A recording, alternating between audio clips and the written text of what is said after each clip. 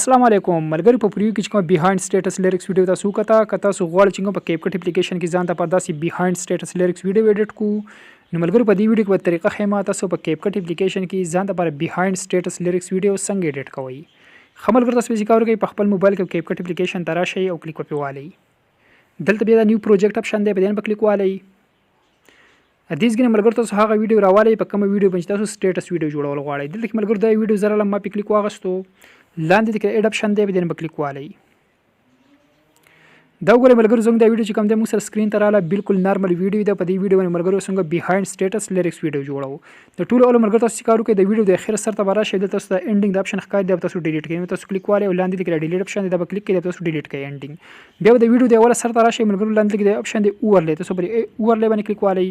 دلته بیا پر ایډ ورلې باندې کلیک والئ تاسو چې کله ملګرو په ایډ ورلې باندې کلیک واغستو دلته کې ملګرو تاسو دوباره تاسو ګیلری راوړئ دلته کې ملګرو د سټیټس ویډیو د ما سره 1000 عالمه په دې ما کلیک واغستو د ویډیو لینک هم لاندې ملګرو ډسکرپشن کې پروت دی د سټیټس ویډیو تاسو هغه ځګنه ډاونلوډ کولای شئ بلیک سکرین کې سټیټس ویډیو دا لاندې د ایډ اپشن کلیک کړئ تاسو چې کله ملګرو ایډ کلیک کو تاسو به ویډیو دلته په لیر کې راشي ټیک شو بیا به سکارو کې ملګرو لاندې د اپشن دی بلند تاسو به دې باندې کلیک والئ بیا په دې اپشن کې د رائټ سایډ تر شل کې د اپشن دی لایټ تاسو په لایټ باندې کلیک والئ ملګرو تاسو د سکرین د لیریکس ویډیو باندې نه بل بلیک بیک گراوند ختم شي او تاسو د لیکل به صرف تش پاتې شي بیا به سکارو کې ملګرو لاندې کې ټیک نشان دی دا به کلیک کړئ تاسو کله ټیک نشان کلیک کو بیا د ویډیو د اول سر ته راشئ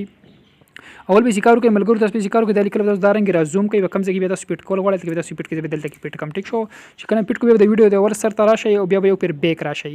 چې بیک کلر راځي ته به ایډ ورلې باندې کلیک والئ تاسو کله په ایډ ورلې باندې کلیک واسو دوباره تاسو خپل ویډیو راوالئ کوم تاسو اول لاغه دا ویډیو به دوباره راوالم ټیک شو لاندې به ایډ کلیک کوي تاسو کله ایډ کلیک کوم ملګرو تاسو ویډیو تاسو په لیر کې راشي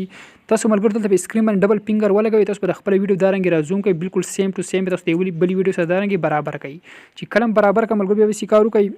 په دې اپشن کې د رائټ سایډ ته راشئ دلته کې د اپشن دی کټ اوټ اوس پر کټ اوټ باندې کلیک والئ دلته بیا پر ریموو بیک گراوند باندې کلیک والئ ملګرو تاسو د ویډیو به تیار شي تاسو ګورئ ملګرو زموږ د ویډیو چې کوم تیار شو بیک گراوند ته ریموو شو لاندې به ټیک نشان کلیک کړئ تاسو ملګرو د ویډیو پلی کوم ګورئ زموږ د ویډیو چې کوم تیار شو ګورئ ودا تاسو وګورئ کنه ملګرو زموږ د ویډیو چې کوم تیار شو به طریقې تاسو ځان ته لپاره بیهایند سټیټس ویډیو جوړولای شئ ملګرو دغه طریقه وا ک ویډیو خو ښه ویډیو سره لایک کړئ چینل سبسکرایب کړئ په خوا کو سره د بیل پایکن باندې کلیک والئ چې څنګه روانه ویډیو ټول مخکې تاسو ته درورسي